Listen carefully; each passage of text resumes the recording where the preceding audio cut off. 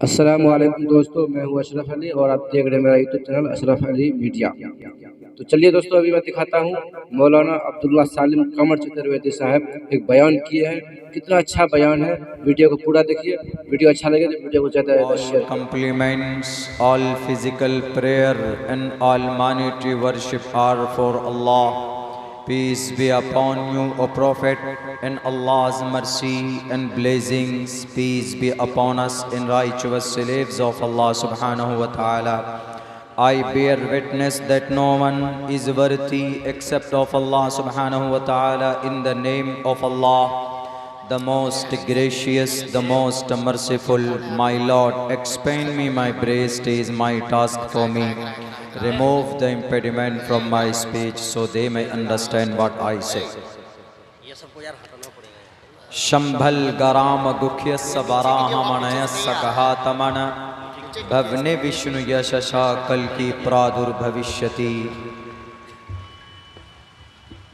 नराशन महाप्रियमस्यज्ञ यथा वायुं समाश्रिते सर्वजीवन्ते जन्तवः तथा ग्रस्तामा वर्तते इतारा शरामा।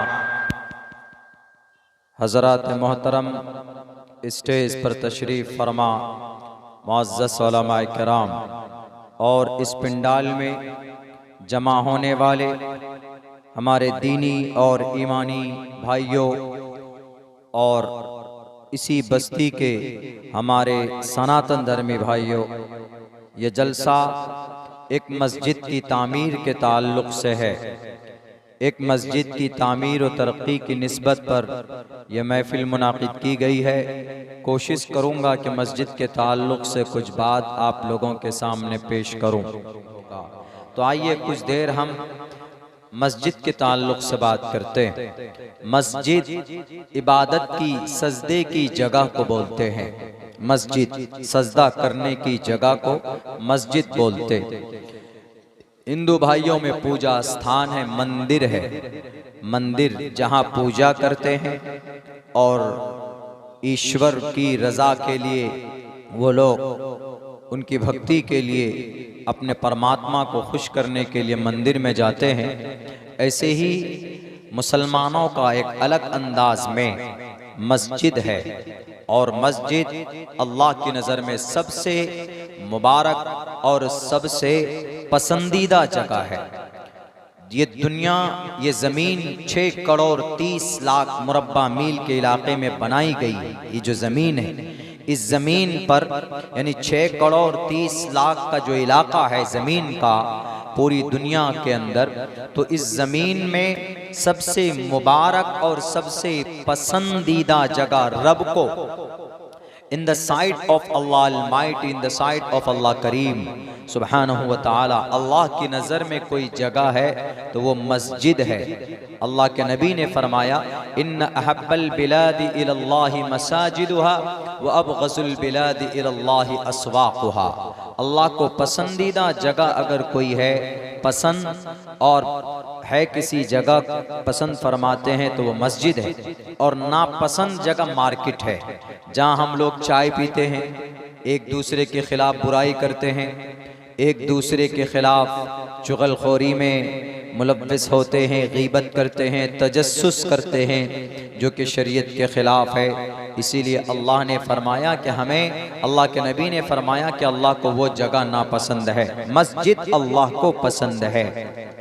मस्जिद चूँकि सजदे की जगह है, मस्जिद, इसीलिए मस्जिद हमारा अकीदा जुड़ा है उस मस्जिद से। कोई भी मस्जिद हो, और जब क़यामत कायम होगी तो मस्जिद को, पूरी दुनिया को, पूरी पृथ्वी को, इस ज़मीन को अल्लाह तोड़ देगा, क्रैश डिस्ट्रॉय कर देगा। The all things will be destroyed by Allah सुब्हानहु व तआला। अल्लाह के ज़रिए से सारी चीज़ें दुनिया की ख़त्म हो जाएंगी। सिर्फ एक चीज़, ज़मीन का वो टुकड़ा अल्लाह उसी तरह उठा लेगा, अपने पास जन्नत में बुला लेगा। वो ज़मीन का टुकड़ा, वो कोई जगह अगर होगी तो वो मस्जिद की जगह उसी शक्ल में उठाकर अल्लाह तबारक व तआला जन्नत में रखेगा। ये मस्जिद की फजीलत है। और मस्जिद में दूसरा कोई काम होता नहीं। पुरसुकून जगह है मस्जिद। आप मस्जिद जाएंगे तो आपको सुकून मिलेगा। जुमे के दिन जुमे की नमाज पढ़ने जाते हैं तो जब इमाम साहब खुतबा पेश करते हैं तो आपको नींद आती कि नहीं आती? आपको ऊँग आती। आप कितने थकान में हैं, लेकिन फिर भी आपको एक सुकून महसूस होता है। वो एक सुकून नहीं बल्कि अल्लाह की तरफ से रहमत है, अल्लाह की तरफ से करम की बारिश होती है, थोड़ी सी रहमत की तवज्जो होती है तो आपको इतना सुकून मिलता। इसीलिए मस्जिद से हमारा रिश्ता मजबूत होना चाहिए। मस्जिद आलीशान होना ज़रूरी नहीं है, बल्कि मस्जिद को अपने नमाजों से आबाद करना ज़रूरी है। तो इसीलिए जिन लोगों को गलतफहमी हो जाती है हमारे मुल्क हिंदुस्तान के अंदर कि ये मस्जिद मुसलमानों की है और इस मस्जिद को शहीद कर दो, इस मस्जिद को बुलडोज कर दो। उत्तर प्रदेश में कई मस्जिदें बुलडोज की गई, बुलडोजर डालकर, उनके ज़रिए से सिर्फ एक इल्ज़ाम लगाकर, एक तुहमत लगाकर कि इस मस्जिद के नीचे कोई मंदिर था। मेरे हिंदू भाई, आप यहाँ पर बैठे हैं, शायद आपको मालूम ना हो, मैं आपको बताना चाहता हूँ कि मस्जिद बनाना, अभी जैसे कि MLA साहब ने, अख्तरुल ईमान साहब ने बताया है कि मस्जिद जिस जमीन पर बनाई जाएगी उस जमीन का मस्जिद के नाम पर रजिस्टर्ड होना या वक्फ होना जरूरी है।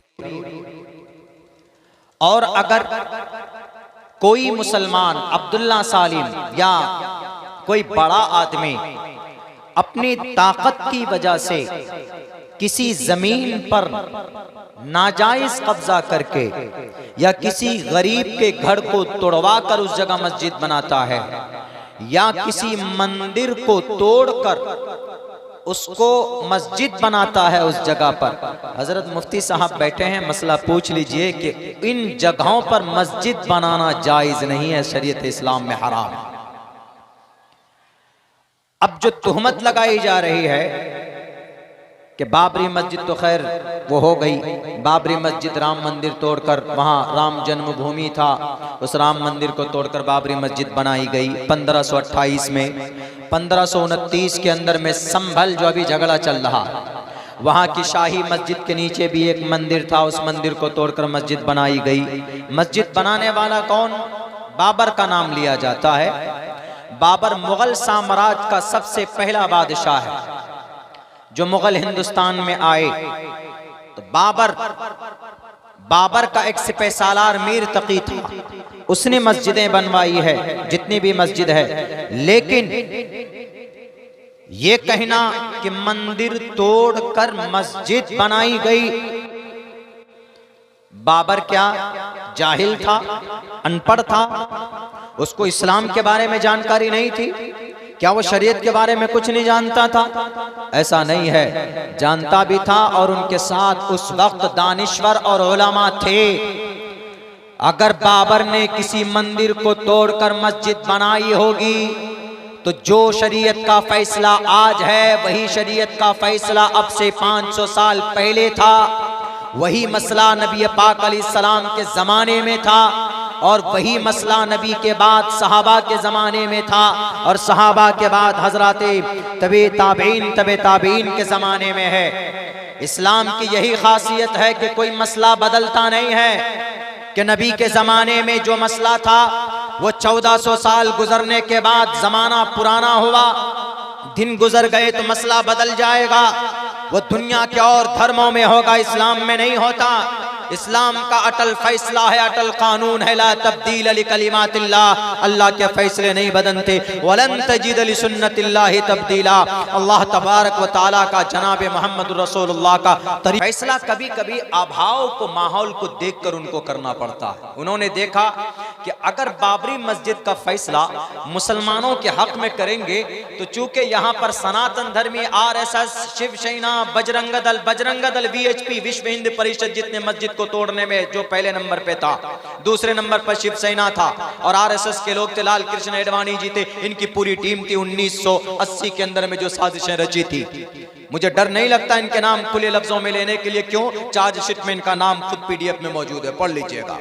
वहां पर बैरक है। तो उन्होंने सोचा कि अगर मुसलमानों के हक में दे देंगे कि भाई यहाँ पर मंदिर नहीं मस्जिद थी तो मस्जिद रहेगी, तो पूरे भारत के अंदर में एक दंगा होगा, पूरे भारत के अंदर में पता नहीं कितने घर जलेंगे और कितनी दुकानें जलेगी, कितने मासूम लोगों के सीनों में गोलियां दागी जाएंगी। तो इसीलिए उन्होंने सोचा कि अगर हमें फैसला भी देना है, झगड़े को खत्म भी करना है, चूंकि रंजन गोगोई ने कहा कि हम ऐसा फैसला देंगे कि दुनिया याद रखेगी और हम फैसला सुनाएंगे इसको, यस या नो जो भी होगा आर पार का फैसला होगा, अब इसको टाला नहीं जाएगा मेरे भाइयों। तो रंजन गोगोई ने देखा कि सब कुछ मुसलमानों के फेवर में है, मस्जिद मुसलमानों के फेवर में है, लेकिन अगर हमने मुसलमानों के हक में फैसला किया तो ये मस्जिद, ये भारत के अंदर में पानी खून की तरह पानी की तरह खून बहेगा और कितने लोग मारे जाएंगे, कितना शहर जलेगा, कितने माओं की गोदें उजड़ेंगी और कितने समाज के बच्चे बेवा और यतीम होंगे, कितनी औरतें बेवा होंगी, बच्चे यतीम और मिस्कीन होंगे और कितनी समाज की बेटियों की इज्जत लूटी जाएंगी, अंदाजा नहीं है। तो इसलिए उन्होंने कहा कि ये मस्जिद नहीं बल्कि ये फैसला हिंदू भाइयों के लिए किया जाता है कि बाबरी मस्जिद हिंदू भाइयों के लिए। क्यों? क्योंकि वो जानते थे अगर हिंदुओं के हक में फैसला होगा तो मुसलमान कबूल करेंगे। मुसलमान वो कौम है जो कभी भी तशद्दुद का रास्ता इख्तियार नहीं करता। मुसलमान वो हैं जिन्होंने जहर का घूंट पी लिया लेकिन फिर भी उन्होंने किसी दुकान को आग नहीं लगाई। मुसलमानों की बाबरी मस्जिद तोड़ दी गई, दे दिया गया, लेकिन कभी किसी मुसलमान में सड़कों को जाम नहीं किया। मुसलमान कभी भी किसी के घर के ऊपर पथराव नहीं करता है, क्योंकि ये रंजन गोगोई जानता था अगर इस मुल्क भारत के अंदर कोई अमन परस्त कौम है तो वो मुसलमान है। इसीलिए मुसलमान सब्र करेंगे, इसीलिए मुसलमानों के हक में नहीं बल्कि हिंदू पक्ष में जमीन का फैसला सुना दो। मुसलमान सब्र करने वाली कौम है, अमन वाली कौम है, इसीलिए जीता जागता सबूत है दुनिया के लोगों कि ये कौम अपना नुकसान करके भी सब्र करती है लेकिन कभी भी पत्थर और खून का रास्ता नहीं अपनाती। इसलिए फैसला हुआ था और अल्हम्दुलिल्लाह मुसलमानों ने उसको कबूल किया। वो तो कल हश्र के मैदान में हो जाएगा फैसला, दूध का दूध पानी का पानी होगा। बैरक है। चलिए, मस्जिद हमारे लिए आस्था की जगह है, इबादत। मस्जिद असल में इसमें ज़र्फ है, असल में ये मस्जिद है, सजदा करने की जगह। जब सर्फ पढ़ेंगे तो उसमें पता चल जाएगा कि तालील करके कैसे कैसे ये मस्जिद हुई। तो मस्जिद सजदे की जगह है और हर मस्जिद अल्लाह की नज़र में महबूब है। और मस्जिद की ज़मीन जब कोई वक्फ करता है, मस्जिद के लिए डोनेट करता है, तो वह अल्लाह की ज़मीन हो जाती है। उस ज़मीन पर कोई तसर्रुफ नहीं कर सकता। यह बात शरीयत इस्लाम का क्लियर मैसेज है, क्लियर। लेकिन अब झगड़ा क्यों हो रहा है पता है? संभल में जो झगड़ा है वो झगड़ा सिर्फ एक बात को लेकर है, वो लफ्ज संभल से। संभल और शंभल मंत्र मैंने पढ़ा है, बहुत पुराना मंत्र है। शंभल ग्राम गुख्यस्य वराहमणयस्य गहातमन भवन विष्णु यशसा कल की प्रादुर्भविष्यति। हिंदू भाइयों का अकीदा है कि कलयुग में, ये कलयुग है, सबसे पहले हिंदू भाइयों में सतयुग होता है, फिर त्रेता युग, फिर द्वापर युग, फिर कलयुग होता है। ये कलयुग है जो 5-5.5 हजार साल का ये मुद्दत गुजर चुका है और ये 4.5 लाख साल की ये पीरियड है। जैसे सतयुग है वो 16 लाख साल का, त्रेता युग वो 8 लाख साल का, द्वापर युग वो 6 लाख साल का। ये सब गुजर चुके, ये युग गुजर चुके, ये सीजन, ये टाइम गुजर चुका। लेकिन अब जो है ये कलयुग है और इस कलयुग में बुराई 95% होगी या 99% मान लीजिए आज के जमाने में, तो इतनी बुराई होगी और 1% अच्छाई रह जाएगी, 1% अच्छाई सिर्फ इस कलयुग में। तो इस 90-95% बुराई के खात्मे के लिए अंतिम जमाने में, इस कलयुग में विष्णु लास्ट में अंतिम अवतार लेंगे। अंतिम कौन? विष्णु अंतिम जमाने में अंतिम अवतार लेंगे और उनका नाम होगा कल्कि अवतार। मतलब इस कलयुग में अवतार लेने वाले, उतरने वाले। अवतीर्ण का मतलब होता है आसमान से जमीन पर उतरना। हमारे हिंदू भाइयों का अकीदा है कि जब कोई बुराई होती है तो ईश्वर इंसानी रूप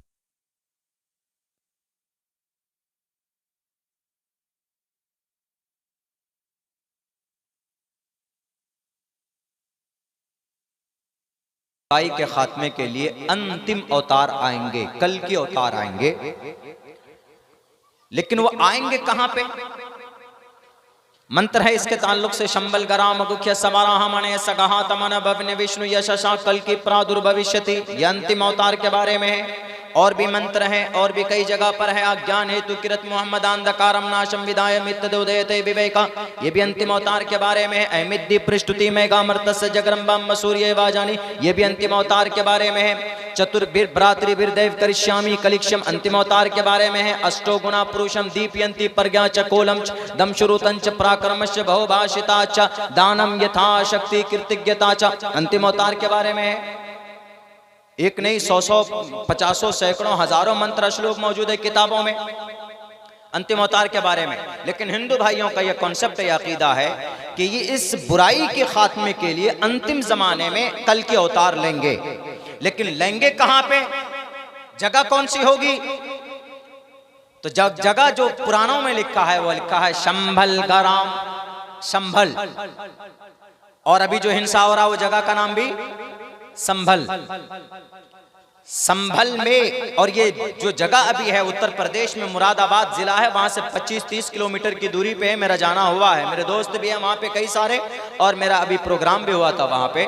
तो वो जगह है संभल, उसमें उस शहर के अंदर में मुस्लिम लोग हैं ज्यादातर वहां पर। तो उसी शहर के बीचों बीच में शाही जामे मस्जिद है, बड़ी मस्जिद है, 500 साल पुरानी मस्जिद है, अपने आलीशान वकार के साथ वो मस्जिद मौजूद है। तो अब ये जो लफ्ज संभल है, इस संभल को लेकर झगड़ा है हमारे हिंदू भाइयों का, उन लोगों का, आम हिंदू भाइयों का इससे कोई लेना देना नहीं है। उनका तो ये मानना है कि जो मस्जिद है वो मस्जिद रहे, जो मंदिर है वो मंदिर रहे। भाई तुम मस्जिद में अल्लाह की इबादत करो, हम मंदिर में अपने भगवान की पूजा प्रार्थना करेंगे, नो प्रॉब्लम।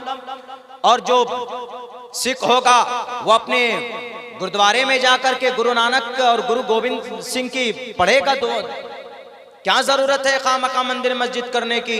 तो बहरकैफ उन लोगों ने ये समझ लिया, जिन लोगों ने याचिकाएं दाखिल की है, उन्होंने ये समझ लिया कि ये जो संभल है इस मंत्र में, कल की पुराण में वो लिखा संभल गराम, कि संभल नामी जगह में अंतिम अवतार आएंगे। तो अब उस संभल में जाकर देखा तो वहां पर एक भी आलीशान मंदिर नहीं है, वहां मस्जिद ही मस्जिद है चारों तरफ। तब उन्होंने सोचा कि भाई कल के अवतार लेंगे कहां पे, वो कल की होंगे वो मस्जिद पे तो आ नहीं सकते, उनके लिए मंदिर चाहिए, और मंदिर है नहीं। और 500 साल पहले कोई मंदिर था, उन्होंने ये घड़ा है इस मैसेज को, वहां पर कोई मंदिर था जिसमें कल के अवतार लेने वाले थे, उसको तो तोड़कर बाबर ने तो इसी साजिश किया था, तो उसको तोड़कर वहां पर मस्जिद बना दी। इसीलिए अब दोबारा हम मंदिर बनाना चाहते हैं ताकि कलयुग में अवतार वहीं पर लेंगे, कल के अवतार। यहां पे है झगड़ा असल में मंत्र के आधार पर। लेकिन एक बात बताएं, इस मंत्र को समझा ही गलत है, इस मंत्र को समझने में बड़ी दुश्वारी पेश की है। इस मंत्र में जो एग्जैक्ट वर्ड है वह है शंभले विष्णु यशशो, शंभले शय से, शय SHN शाह, एक स है एक श है, सा सिन में स्पोर्ट स्कूल, समाज जिससे है, संस्कृत जिससे है, सिस्टम जिससे वो स है। और यह है शंभल, मंत्र में जो है वो शंभल शय से, शंभल गराम, शंभल नामी अमन की जगह, शंभल मनत अमन, पुर अमन, और ग्राम मीन्स जगह, पुर अमन जगह। यहां पर जो मुरादाबाद में संभल है वो सीन से है। इस मंत्र में जो संभल है वो शंभल है, शंभल उससे मुराद अमन की जगह है, और वो शय से है। और हम नहीं, इस बात को डॉक्टर MA श्रीवास्तव लिखते हैं अपनी किताब में। वो लिखते हैं कि अंतिम अवतार आएगा हिंदू भाइयों के यहाँ, अंतिम जमाने में बुराइयों के खात्मे के लिए वो आएगा, लेकिन उनके आने की जगह शंभल गराम होगी। और शंभल गराम जो जगह है ये मुरादाबाद वाला संभल नहीं है, क्योंकि इस मुरादाबाद वाले संभल में जो स है वो सीन है, से संभल। और ये जो मंत्र में शंभल है वो शाह से है, शंभल। और इस शंभल से मुराद संस्कृत में, हिंदी में और उर्दू में ट्रांसलेशन करेंगे तो इसका मतलब आएगा अमन की जगह, शंभल गराम अमन की जगह। अब अमन की जगह कहां पाई जाती है, अमन की जगह वाला शहर कौन सा है? ये पूरी दुनिया के अंदर एक ही शहर है, और उस शहर का नाम शहर मक्का है। उस शहर का नाम कहा गया ला उक़्सिमु बिहाज़ल बलदिल अमीन, हाज़ल बलदिल अमीन, शहर कुरान में कहा गया अमन की जगह, यह मक्का को कहा गया। तो ये जो शंभल ग्राम में जो शंभल मुराद है, ये शंभल से मुराद मक्का है। आप कहेंगे कि मौलाना विष्णु जी आएंगे तो मक्का में क्यों आएंगे? विष्णु जब अंतिम जमाने में अवतार लेंगे तो मक्का में क्यों आएंगे? असल में इस मंत्र में जिस शख्सियत के बारे में बात की जा रही है, अंतिम अवतार के बारे में, मेरे हिंदू भाइयों, अगर आपको नॉलेज ना हो तो doctor M.A. Shrivastava, he was a professor in Sanskrit language and the place that is located Banaras Hindi university. वो हिंदी यूनिवर्सिटी के प्रोफेसर थे और उन्होंने MA कर रखा था संस्कृत में, और उन्होंने इसका तर्जमा ये किया है कि इस मंत्र का पूरा तर्जमा और पूरा अगर किसी पर फिट आता है तो वह अंतिम महर्षि, अंतिम संदेशा, आखिरी नबी मोहम्मद सल्लल्लाहु अलैहि वसल्लम पर फिट आता है। इसीलिए मेरे हिंदुस्तान के हिंदू भाइयों, अगर आप इस इंतजार में हो कि अंतिम जमाने में अंतिम महर्षि आएगा, मेरे ख्याल से शास्त्र के खिलाफ होगा। शास्त्र में नहीं लिखा, क्योंकि इस मंत्र में जिसके आने की पेशिन गोई की गई, ये टोटल का टोटल नबी की जात पर फिट आता है। इसलिए कि नबी कहाँ पैदा हुए? मक्का में, और मक्का को संस्कृत में शंभल कहा गया। और नबी जिस बाप से पैदा हुए, उस अब्बा का नाम, यानी जिस घराने में पैदा हुए, उस घराना कौन सा था? बनी हाशिम का था। और कबीला कौन सा था? कुरैश का था। पूरी दुनिया के अंदर इससे बड़ा खानदान, बाइज्जत और शर्फ वाला खानदान नहीं, कबीले कुरैश और बनी हाशिम। इसको संस्कृत में कहा गया बराहमानायस, ऊंचे खानदान में, अमन की जगह में, विष्णु यश के जरिए। विष्णु यश को अरबी में कहेंगे अब्दुल्ला के जरिए। सोमतियानी था, सोमती के कोख से। सोमती को अरबी में ट्रांसलेशन करेंगे तो इसका मतलब बनेगा आमीना। अब तर्जमा पूरे मंत्र का ये होगा कि अब मक्का में, कबीले कुरैश में विष्णु यश अब्दुल्ला के जरिए उनकी अपनी मां, अल्लाह के नबी की मां आमीना के कोख से पैदा होंगे। ये पूरा मंत्र का तर्जुमा ये है, जो अगर किसी जात पर फिट आता है तो जनाब मोहम्मद रसूलुल्लाह सल्लल्लाहु अलैहि वसल्लम पर फिट आता है। लेकिन इसी लफ्ज संबल को लेकर, संबल में 5 नौजवानों के सीने में बंदूक की गोली से उनके गोल सीनों को छलनी किया गया। इसी गलत फहमी की बुनियाद पर कि 1529 के अंदर मंदिर तोड़कर मस्जिद बनाई गई। गलत आरोप है, गलत इल्जाम है। आपको नहीं मालूम था, आप इतने एक्टिव हैं। अगर आपको इतना ही बड़ा दर्द है कि ऐसा हुआ है, तो अगर आप चाहते हैं इंसाफ दिलाने के लिए तो दिलाइए इंसाफ। हमारे इस मुल्क हिंदुस्तान के अंदर तकरीबन 5 लाख नौजवान, 5 लाख इंसान ऐसे हैं जो जेल के अंदर हैं, जो मासूम हैं, जिन पर कोई केस नहीं है, जिन्होंने कोई अपराध नहीं किया। 22 साल 30 साल जेल से बाहर निकलते हैं, तब कोर्ट कहता है कि भाई इनको बाइज्जत बरी की जाती। खाक बाइज्जत बरी करते हो, 25 साल तक इनकी जेल में इनकी जिंदगी तबाह बर्बाद कर देते हो। उसके बाद तुम इस पर कानूनी कार्रवाई और कानूनी नजरिए से कहते हो कि हम इनको बाइज्जत बरी करते।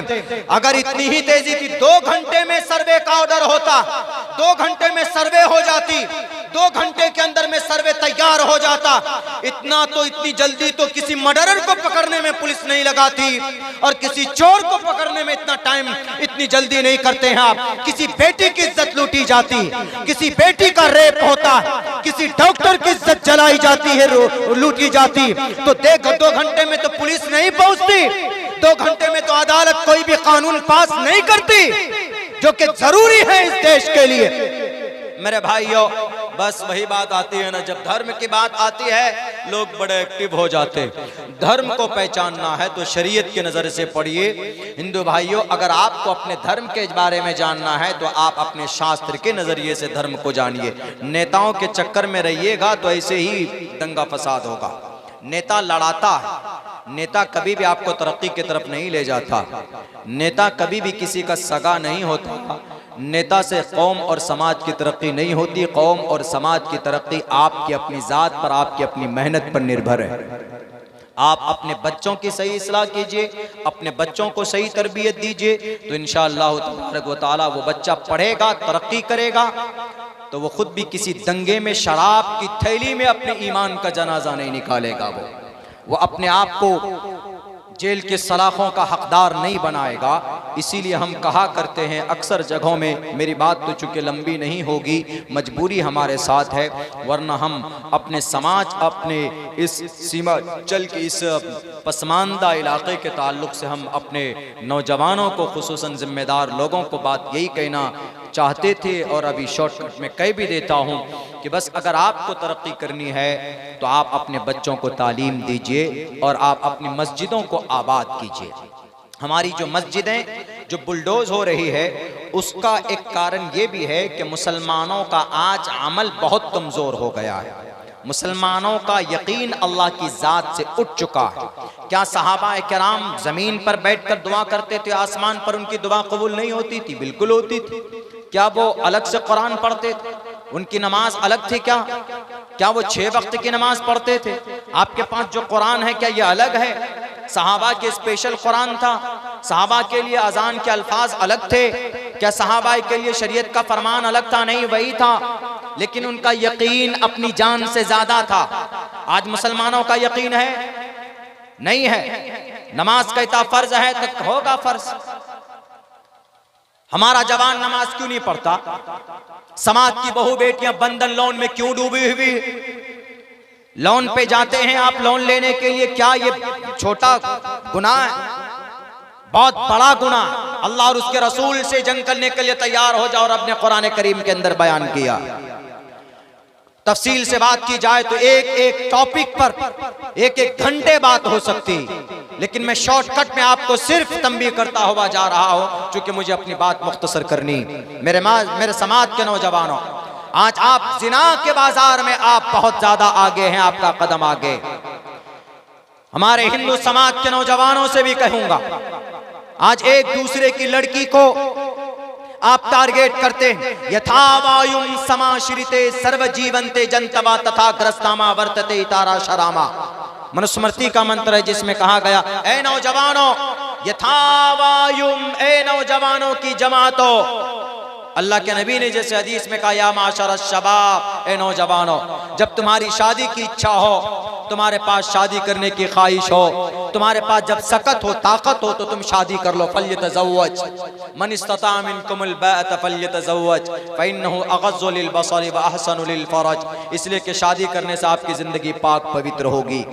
और शादी नहीं कर सकते, आपके पास पैसा नहीं है, घर नहीं है, तो ऐसी सूरत में आप क्या करो? ऐसी सूरत में यह है कि आप रोजा रखो। संस्कृत में भी ये बात कही गई मेरे हिंदू भाइयों। अगर हिंदू नौजवान है, सनातन तरमी, तो पढ़िए, मनुस्मृति में लिखा। हमने खुद तहकीक की, इस मंत्र को हमने निकाला, किसी किताब में नहीं पढ़ा। डायरेक्ट मनुस्मृति का अध्ययन कीजिए तो आपको भी मिल सकता। यथा वायुम समाश्रिते सर्व जीवंते जनतवा तथाग्रस्तामा वर्तते तारा शरामा। क्या लिखा है? पवित्र जिंदगी जैसे इंसान की सांस के लिए हवा जरूरी है, इंसान की जिंदगी के लिए सांस जरूरी है, ऐसे इंसान की पवित्र तरीन जिंदगी के लिए शादी जरूरी है। जैसे इंसान अगर नस्ल बढ़ाना चाहता है तो शादी जरूरी है, शादी। और इस शादी के अंदर में खुराफात से बचना भी जरूरी। ये जो आजकल जहेज लेते हैं, जैसा कि अख्तरुल ईमान साहब ने आप लोगों के सामने बात पेश की है कि हम लोग जहेज में डिमांड करते हैं पल्सर गाड़ी, अपाची गाड़ी, इतना महंगा बना दिया गया है। समाज के अंदर में इतनी महंगी शादी होने लगी है कि इसी वजह से समाज की बहू बेटियां दूसरों के साथ फरार हो जाती। न बाप से परमिशन, न माँ से इजाजत, बस 2 महीने 3 महीने तक मोबाइल में हलो हवाइयो, उसके बाद 4थे महीने में फुर। क्या है ये समाज के खिलाफ। वो अलग बात है कि आपको शरीयत इजाजत देती है कि आपकी उम्र जब 12 साल हो और लड़का 14 साल हो तो इस्लाम की नज़र में आप बालिग हैं, लेकिन कानून की नज़र में तो आप नाबालिग हैं। कानून की नज़र में 18 साल की उम्र की लड़की बालिग होती है, लड़का 21 साल का उम्र का होना जरूरी। लड़का सब जान गया, आजकल लड़का लड़की सब जान गया है कि होगा कुछ नहीं, हम बड़े हो गए, तुम लव मैरिज कर लो, कोर्ट में जाकर शादी कर लो, ना बाप कुछ कर पाएगा, ना माँ कुछ कर पाएगी, ना समाज कुछ कर पाएगा। पुलिस वालों के सामने सिर्फ एक स्टेटमेंट दे दीजिए, सर हम बालिग हैं, हमारा आधार कार्ड देख लीजिए। पता कैसा कैसा होने लगा। लड़का 17 साल की उम्र का है, लड़की इतनी तेज, लड़के का आधार कार्ड बना करके फर्जी उसकी एज बढ़ाकर 19 साल की गई। शादी किया गया, हमने तहकीक की तो पता चला कि उसके आधार कार्ड में जब उसका ओरिजिनल निकाल के देखा कि 17 साल की उम्र में, हमने कहा कि लड़की को पकड़ो, नालायक को अंदर करो 420 में। ये हो रहा। इसलिए अपनी बच्चियों की सही तरबियत कीजिए, अपने बच्चों को मोबाइल उनके हाथ में मत दीजिए। हम लोगों ने भी पढ़ा है, और हम लोग कोई दादा आदम के जमाने के प्राणी नहीं है, इसी जमाने में पढ़े। सन 2011 और 12 के अंदर में यूनिवर्सिटी से हम लोगों की 11 में दारुल से फरागत हुई, 12 और 13 और 14 के अंदर में हमने बेंगलोर के अंदर में RCCS रिसर्च सेंटर से हमने अपनी फरागत हासिल की। उस वक्त हम लोगों के पास कौन सा मोबाइल था, ज्यादा वही नंबर वाला, वो भी एक दो साथी के पास होता था, उसी से बात करते थे। आपकी जिंदगी के अंदर में एक टारगेट होना चाहिए। अगर आप मुसलमान हैं तो आप पाबंद सलात होने चाहिए, और आप पाबंदी के साथ नमाज पढ़ें और कुरान पढ़ना आना चाहिए। एक भी नौजवान को सूरह फातिहा याद नहीं, एक भी नौजवान को 1 से लेकर 5 तक कलिमे याद नहीं, हमारे नौजवानों को तहियात याद नहीं, दरूद शरीफ याद नहीं। मरोगे तो क्या लेकर जाओगे? यही सलमान खान का नाम लेकर जाओगे, खेसारी लाल यादव का नाम लेकर जाओगे, पुष्पा साइकिल देख कर जाओगे तुम जन्नत में? नहीं, जिंदगी तबाह हो जाएगी इन चीजों में। 3 घंटे या 2.5 घंटे की लज्जत है, वो देख रहा है। दुनिया के अंदर सबसे बड़े ड्रामेबाज ये फिल्म एक्टर है। दुनिया के अंदर इस दुनिया को तबाह करने वाले ये हीरो और हीरोइन है। आपको बेवकूफ बनाते हैं, और बेवकूफ हम बनते हैं। क्या कौन सा एक्टर है जो एक आदमी 10 आदमी को मार देता है? एक गोसा इधर से लगता भी नहीं, 5 अलग से गिरता है जाके, वाह भाई वाह, खुश हो जाते, ताली बजाते हैं। कितनी ताकत का मालिक। अगर इतनी रियलिटी भी ताकत अगर देखना है तो मोहम्मद रसूलुल्लाह सल्लल्लाहु अलैहि वसल्लम के पास 10,000 नौजवानों की ताकत थी। सलमान खान जैसा 55,000 आ जाएगा तो अल्लाह के नबी अलैहिस्सलाम उस वक्त था ना। अभी का अंडरटेकर है या खली है? कौन है खली? हम मानते हैं कि भाई बहुत बड़ा WWF का बहुत बड़ा वो मुक्केबाज है या पहलवान है, सब डुप्लीकेट। अल्लाह के नबी एक गोसा मार दे ना, पसली हड्डी टूट जाए इन लोगों। उस वक्त का खली था कौन? रुकाना खली कुछ भी नहीं था, बल्कि 40 आदमी अगर ऊंट की खाल में बिठाकर उसको उठाते थे तो उसकी खाट फल जाती। अल्लाह के नबी से आए कि आओ मैदान में। नबी पाक अलैहिस्सलाम ने कहा कि ठीक है आ जाओ मैदान में। 3 मरतबा जनाबे मोहम्मद रसूलुल्लाह ने इसे हाथ नीचे कमर में देकर उठा के पटका, 3 मरतबा। हमारे नबी से बड़े कोई रियल अदाकार नहीं, बोलेंगे रियल हीरो कोई नहीं। जनाबे मोहम्मद रसूलुल्लाह हजरत मूसा अलैहिस्सलाम से बड़ा बॉडी बिल्डर कोई नहीं है इस जमाने में। आज हम खेसारी लाल यादव फला एक्टर के पीछे चले जाते हैं, ये तो आपको बेवकूफ बनाते हैं। हमारी फिल्में देखो, आप 200-300 रुपए में इंटरनेट रिचार्ज करते हैं, तब उनकी फिल्में लोड करते हैं। 2-3 घंटे के अंदर देख करके क्या हुआ? आपको क्या मिला? लज्जत खत्म हो गई। लेकिन गुनाह जो लिखा गया है वो कयामत तक जहन्नम में डालने तक वो गुनाह आपके पीछे नहीं छोड़े, आपको जहन्नम में पहुंचाकर। उस वक्त कहोगे कि भैया पुष्पा वाला हीरो किधर गया, आओ जरा बचाओ। सलमान खान साहब आप तो बॉडी बिल्डर थे, हम तो आपके biggest fan of you in the world, दुनिया में बड़े फैन थे आपके, बचाइए ना।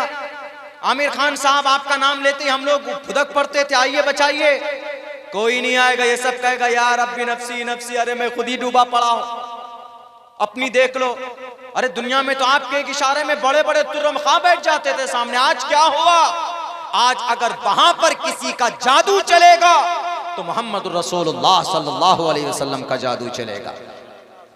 यहां का भी हीरो मोहम्मद, मरने के बाद भी हीरो अगर कोई है तो मोहम्मद। इसलिए उस नबी से मोहब्बत करो, उस नबी के मुताबिक अपनी जिंदगी गुजारो, उनकी सुन्नत के मुताबिक। इंशाअल्लाह तबारक व तआला मुनाफा होगा। बस मैं अपनी बात चूंकि मुख्तसर करना चाहता हूँ, मेरी मजबूरी है मेरे दोस्त, वादा मैंने पूरा किया। मुझे पता है कि आप लोग और अराकीन जलसा भी बहुत बरहम होंगे, नाराज होंगे। कई साल बाद इस इलाके में आया, क्या हाफिज साहब हजरत, कई साल 3-4 साल के बाद आना हुआ है, वरना बहुत कम फुर्सत मिलता, बाहर के लोग जल्दी लपक लेते हैं। वही कल वहाँ जाना है, उसके बाद समझिए कि पूरे नवंबर में ही हम बाहर रहे, ये आप लोगों की दुआ है कि आप लोगों की दुआओं की बदौलत अल्लाह ने इस दहलीज़ पर पहुंचाया है। बस मैं आप लोगों से आखिर में यही कहूँगा कि अपने बच्चों को तालीम ज़रूर दीजिए, कहीं पर भी अपने बच्चों को पढ़ाइए। इंशाअल्लाह आपका बच्चा पढ़ा लिखा होगा तो ये जितने भी खुराफात हैं, बददीनी हैं, इंशाअल्लाह ये चीज़ें रिमूव होती चली जाएगी। बहुत बहुत शुक्रिया, जज़ाकल्लाह। अस्सलामु अलैकुम व रहमतुल्लाहि व बरकातुहू।